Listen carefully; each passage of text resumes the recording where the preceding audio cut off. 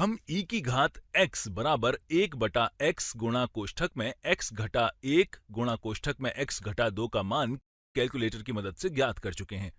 पहले हमने इसका रफ एस्टिमेट आलेख को देखते हुए ज्ञात किया था और फिर हमने इसका शून्यक या यूं कहें कि x का मान ज्ञात किया था, जिससे x का मान इसे संतुष्ट कर सके।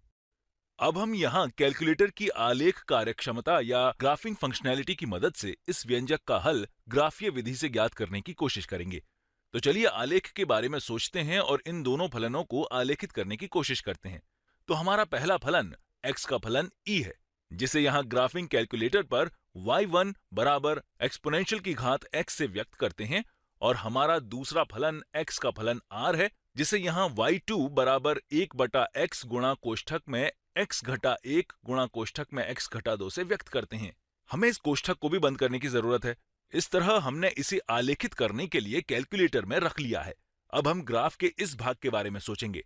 इसके लिए यहां कैलकुलेटर के रेंज बटन का उपयोग करेंगे। यहां हमारे पास जूम बटन भी है, हम इसका उपयोग भी कर सकते हैं। ऐसा करना थोड़ा रोचक होगा, तो चलिए इसे आलेखित करते हैं। सबसे पहले इसको आलेखित करने के लिए मानों की श्रेणी लेते हैं, या यूं कहें कि लगभग सही अनुमान लेते हैं और पता लगाने की कोशिश करते हैं कि क्या इसका आलेख बिल्कुल इस तरह बनेगा। तो चलिए शुरू करते हैं। x बराबर 0 से 3 लेते हैं तो आलेख पर ठीक यहां ये भाग होगा। यहां हमारा x स्केल 1 है, इसलिए हम यहां प्रत्येक 1 को चिन्हित करते हैं और साथ ही 0.5 को भी चिन्हित करते हैं, या यूं कहें कि इसकी तरह प्रत्येक 0.5 को चिन्हित कर सकते हैं। अब y के न्यूनतम मान यानी 0 से शुरू करते हैं। हम देख सकते हैं कि यहां ये जिस तरीके से आलेखित है, इसका रेंज बहुत ही ज्यादा है, या यूं कहें कि ये लगभग 10 है, इसलिए हम 10 तक जाएंगे और यहां y स्केल 1 लेंगे, जिस तरह यहां प्रत्येक 1 को चिन्हित किया गया है। चलिए अब इसे आलेखित करते हैं। तो ये x का फलन e का आलेख है और ये x का फलन r का आलेख है। हम देख सकते हैं कि ये बिल्कुल इस आलेख के समरूप या सिमिलर है।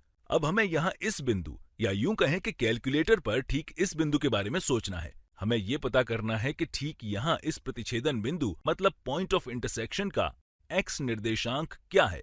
ऐसा तभी होगा जब हमारे दोनों फलन एक दूसरे के बराबर होंगे।